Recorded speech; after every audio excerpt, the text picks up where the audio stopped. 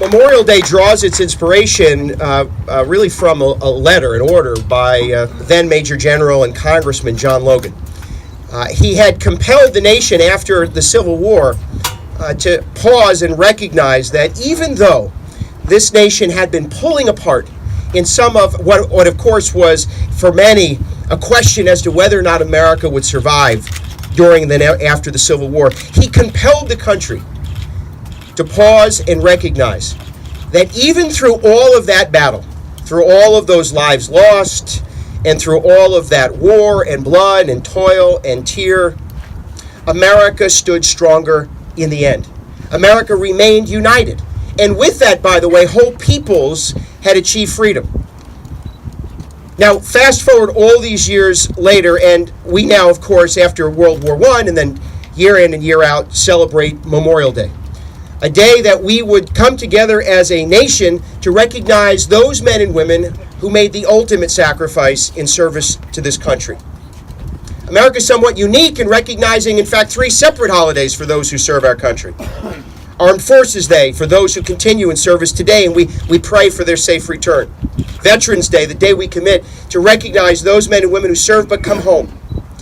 But today, tonight and tomorrow, we recognize those who paid the ultimate sacrifice. And after the Civil War, whole peoples achieved freedom. And do you know what many of them did in their first steps as freed Americans? They went back to grave sites. They went back to Union soldiers' burial grounds. And they laid wreaths and flowers. And they recognized that those men and women committed their lives to free them. Now, every day and any day is an important moment for us to recognize those who have given their lives in service to a country. But imagine taking your first steps as a free person. Didn't run away, didn't go find something else to do. They came back to where those men and women opened the door of freedom to them. That is a remarkable statement about who we are as Americans. It's also a reminder that as the sun sets tonight and this ribbon of light lights up on this walkway over the Hudson, we are reminded that we are one community and one people.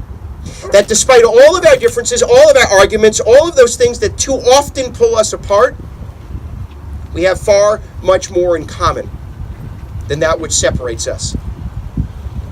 And those who gave their lives in service to this nation, they knew that, and they know it today. Now they go off to battle, and they went off to battle, some never coming home. And I'm pretty sure they never said to themselves, well, America owes me. So I'd suggest that as we come together tonight and again tomorrow, we might ask ourselves instead what we owe them. What should be that which we pay them back? How shall we repay the debt? And I suggest just as those freed citizens did after the Civil War, perhaps we might use that freedom that we enjoy to be better and kinder, be a more good people, to find it in ourselves, to celebrate our young people, our law enforcement, those who sacrifice every day, emergency responders. Maybe as we gather together with family, we'll enjoy a hot dog or two, but maybe we also could find time simply to pause and recognize what truly the holiday is about. To recognize that freedom is paid because of the sacrifice of so many others, some making the ultimate sacrifice. And so tonight, Dutchess and Ulster County, the Hudson Valley, comes together as a single region and recognizes that we have got to lift up those who gave their lives in service to this nation. Reach out to those families that continue with loss, and that together we might pray that God continues to hold them in His hand, and that His grace may continue to shower the United States of America. God bless and have a good evening.